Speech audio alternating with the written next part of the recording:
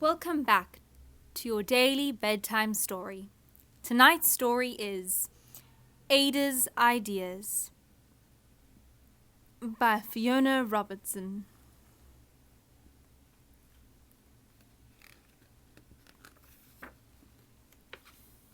Published by Abrams Books for Young Readers. Once there was a girl named Ada who dreamed of making a steam-powered flying horse. Her mother despaired. She wanted Ada's feet planted firmly on the ground. She wanted her daughter to marry and lead the ordinary life of a 19th century English lady. But Ada Lovelace's ideas would carry her far above the ordinary. She would become the world's first computer programmer. How was this possible? That a girl of her era could defy her strict mother and become a computer programmer before computers even existed. The story begins with her parents.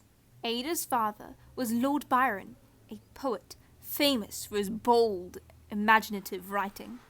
He was equally famous for his reckless ways. He spent money when he didn't have and broke promises, even with those closest to him.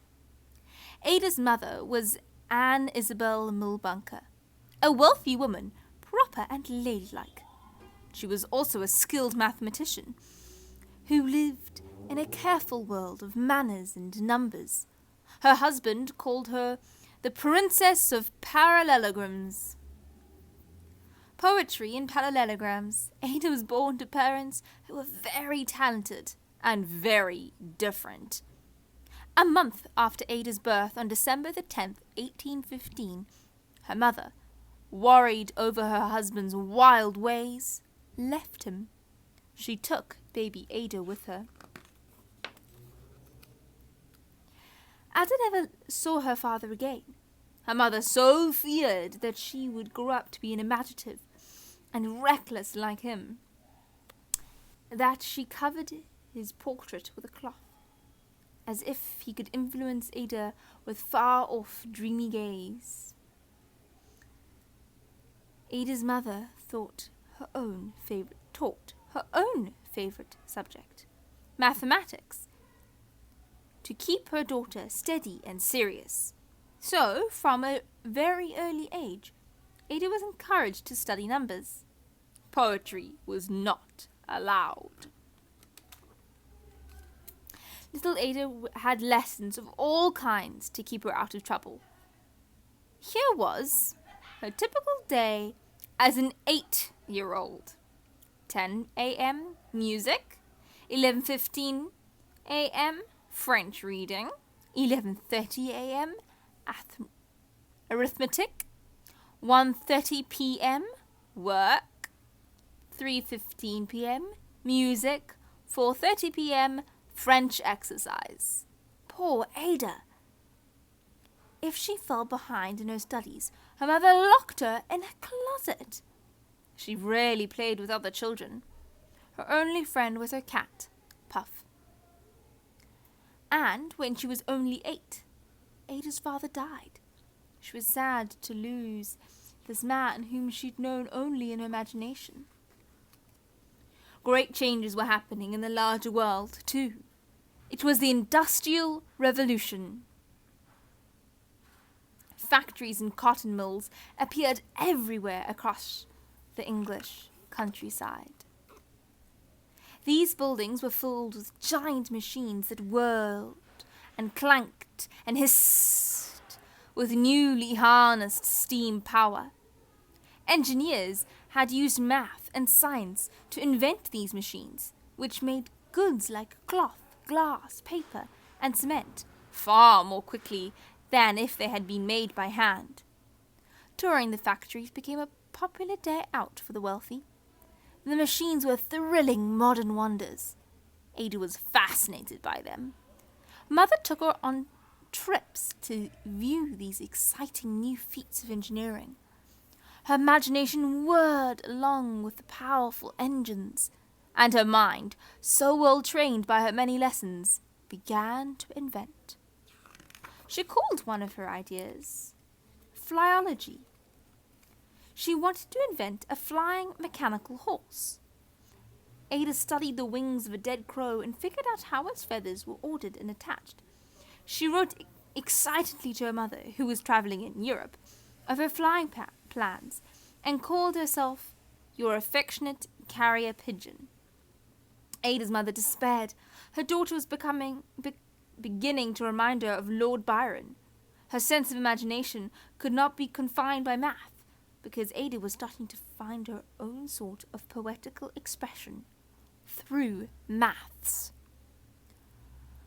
Before Ada's mother could ground her with more lessons, Ada was brought back to earth with a bump. Many bumps. Ada fell ill with measles. She went so weak that for 3 years she could barely walk. She put aside her dreams of flight and focused instead on her studies. Happily, when she was 16, she recovered. 16 was an important age for a rich girl like Ada. It was when she was presented to the world as being eligible for marriage. After her lonely childhood, Ada was suddenly thrust into society. Her mother encouraged her to dress in beautiful gowns and go to grand events like balls. Ada was thrilled to escape her quiet, regimented life and sickbed.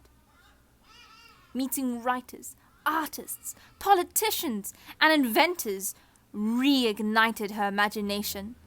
When she was 17, Ada met someone who would be very important to her future. Not a potential husband, but an inventor named Charles Babbage.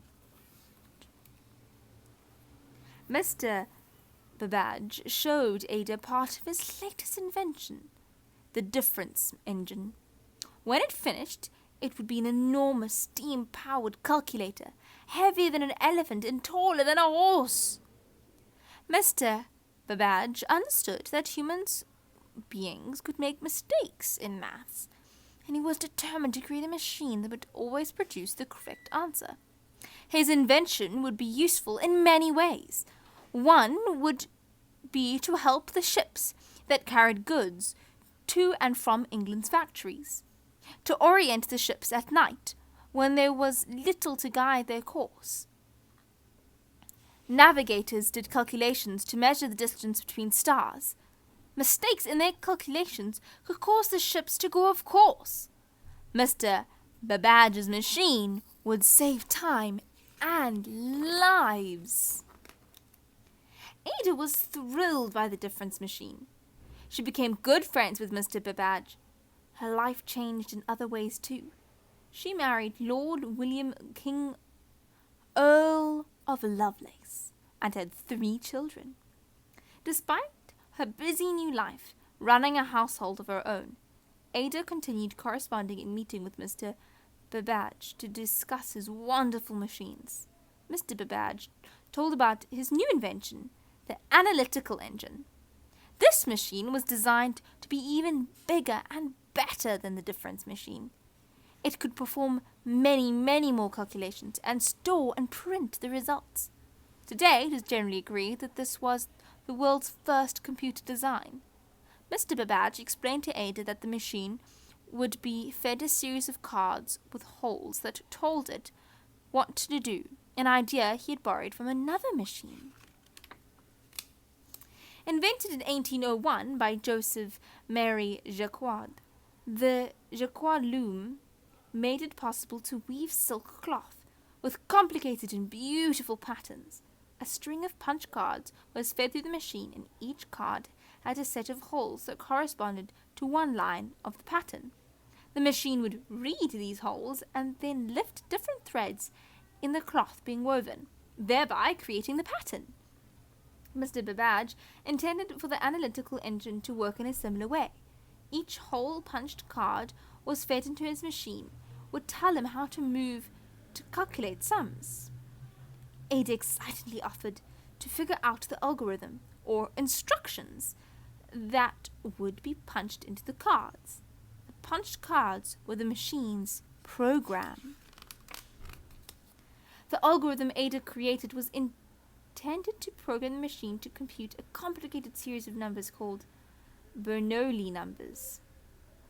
Working out the algorithm for the program was a little like creating a treasure hunt inside a maze. Imagine that Ada was instructing you to find the treasure in a specific order. The treasures were the numbers she wanted the computer to calculate. She just had to give the machine the right directions so that it would find each number in turn. Ada says, "This is the start of the treasure hunt, and to take the green path, there's the first number." Ada says, "Take the pink path." There's the second number. Ada says, "Follow the brown path." There's the third. Now the purple path. Fourth. Now blue. Just around there should be the fifth number. You're on a roll. Here's the fifth. Next, orange. To the sixth. Ta-da! And black to the seventh. And yellow to the eighth. Ada says you can leave this maze or you can loop around on the white path to find the numbers all over again. Ada also wrote about the potential of the analytical engine. Unlike Mr. Babbage, who thought it was just make calculations, Ada foresaw that a computer, like the analytical engine, would not be limited to math.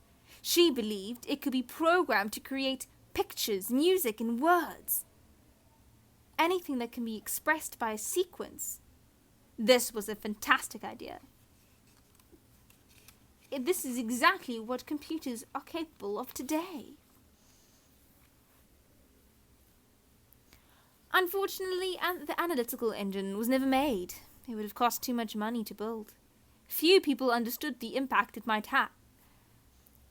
And sadly, Ada died young at age 36. It took another 100 years after Ada's death for the first working computers to be created in the United States and England. The people who created them were stunned by Ada's futuristic notes and algorithm for Mr. Babbage's machine. Now, Ada is widely considered the world's first computer programmer. For the girl who dreamed of steam-powered flying horses, a great imagination proved just as important as mathematical skill. With it, she saw a future no one else could envision. The end. Sleep tight and don't let the bedbugs bite.